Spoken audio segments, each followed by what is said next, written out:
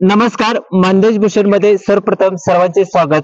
Nacho कीर्तनाच्या रंगी भाग क्रमांक 30 आपण बघत आहात. या भागासाठी मान तालुक्यातील वावर हिरे येथील हनुमंत काशीनाथ वाघमोडे आहेत.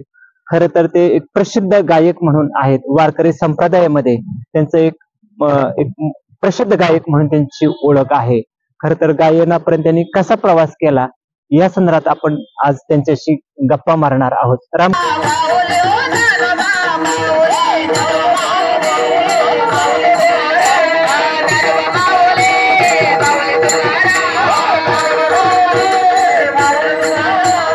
रामकृष्ण हरी माऊली. माऊली, एक सांगा, खर तर बऱ्याच वेळेला पहिलाच आमचा प्रश्न असतो वारकऱ्यांच्यासाठी शिक्षणाचा असतो. तर शिक्षण कसं तुम्ही कितवी पर्यंत पूर्ण केलेलं आहे? मी 1980 आधी पास झालो. 1980 ला 10वी. हो. बरं, पुढे काय केलं? काय 10वी शिक्षण झालं? 10वीच्या नंतर शिक्षण माझं त्या अध्यात्म ह्याच्यात लहानपणापासून छंद आहे. बरं. आणि त्याच्यामुळं मला 75 सालीच मी माळ घातली जवळ. म्हणजे 1975 ला. हो. म्हणजे शाळा शिकत असताना ते शिकत असताना माळ घातली.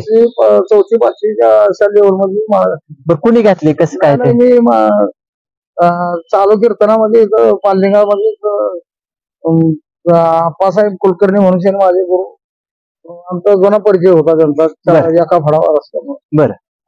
त्यांच्याकडून चालू कीर्तनामध्ये माळ घातली. म्हणजे मनातूनच आला आता? अध्यात्म मला कोणी सांगितलं नाही, काय नाही. काय नाही काय नाही. म्हणजे मनाची तयारी होते त्यावेळेला? दुसरा कुठला छंद नाही आपल्याला. अध्यात्म सेवा पहिल्यापासून गोडी गेली. बरं.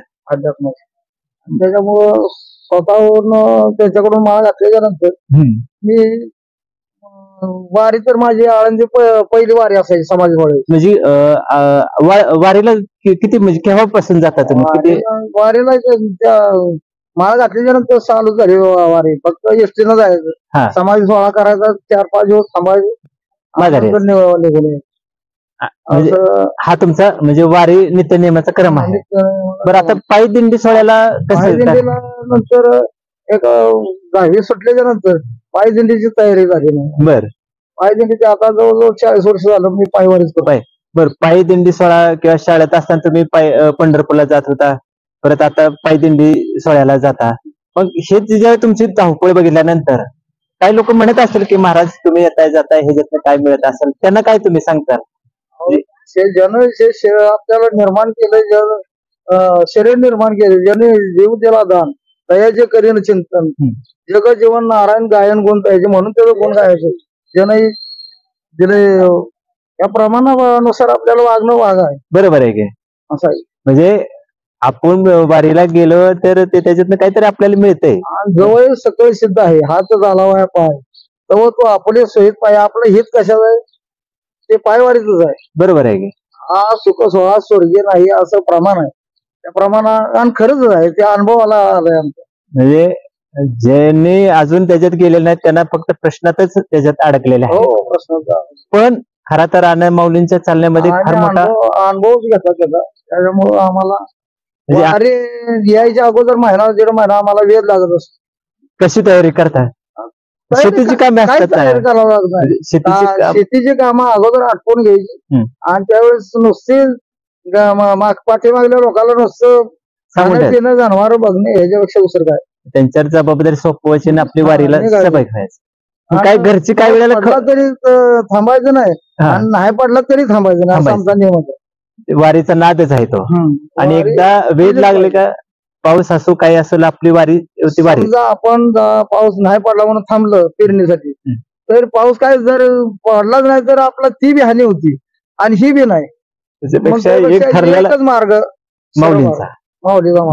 आता एक सांगा महाराज, खरं तर तुम्ही गायक आहात, अनेक कीर्तनातून तुम्ही गायन करता, प्रसिद्ध म्हणजे कीर्तनकार असतात त्यांच्यातही तुम्ही गायन केलेलं आहे. तर हे गायनाचा सूर कसा तुम्ही मिळवला? म्हणजे लहानपणापासून त्या भजनाचा 4थी 5वी पासून भजनाच्या संगीत थांबल्यामुळं ते आपोआपच मिळत गेले. गायनाचा सूर वारकरी शिक्षण संस्थेत शिकण्याचा प्रयत्न नाही, काय नाही. मग एक सांगा, खर तर एखाद्या आपली तयारी झाली गायनाची पूर्ण. जुने लोक चांगली होती, अनुभवी होती, त्यांच्यामुळे ते कशी गातात, आपण काय केलं पाहिजे ते आपोआप मिळत गेलं, आपल्याला ज्ञान मिळत गेलं. ज्ञान मिळत. मग मला सांगा महाराज, आम्हाला बऱ्याच वेळेला खाली बसणाऱ्याला प्रश्न पडतो की महाराजांच्या तोंडातून म्हणजे कीर्तनकाराच्या तोंडातून एखादा अभंगाचा पहिला शब्द निघाला किंवा दुसरा, हो. तर तुम्हाला कसं लक्षात येतं की हा पूर्ण त्यांचा तोच हे आहे? त्यांनी म्हणजे कुठलंही प्रमाण काढलं तर त्या कुठल्या अभंगात आहे ते आमच्या अख्खा अभंग तोंडासमोर ह्याच्या समोर उभा राहतो. मी तोंडपाठच असतो तो, तोंड म्हणजे पहिल्या शब्दावर तुमच्या लक्षात पहिल्या येतं. शब्दावरच आम्ही जे ओळखणार आहे प्रमाण काय आहे, त्याचं द्रुपद काय आहे, हे आमच्या आपोआप लक्षात येत असतं. त्याच्यामुळे तुम्हाला ते सोपं जातं. सोपं विषय अवघड विषयच राहिलो नाही. असं आहे. धन्यवाद माऊली. खर तर आपण नाचू कीर्तनाच्या रंगीमध्ये कीर्तन प्रवचनकाराने सामावून घेतलेला आहे. पण पहिलाच आज आपला एक असा वेगळा विषय आलेला आहे आणि तो विषय म्हणजे पहिलेच आपले नाचू कीर्तनाच्या रंगीमध्ये गायक म्हणून आपण हनुमंतराव वाघमोडे यांना घेतलेला आहे.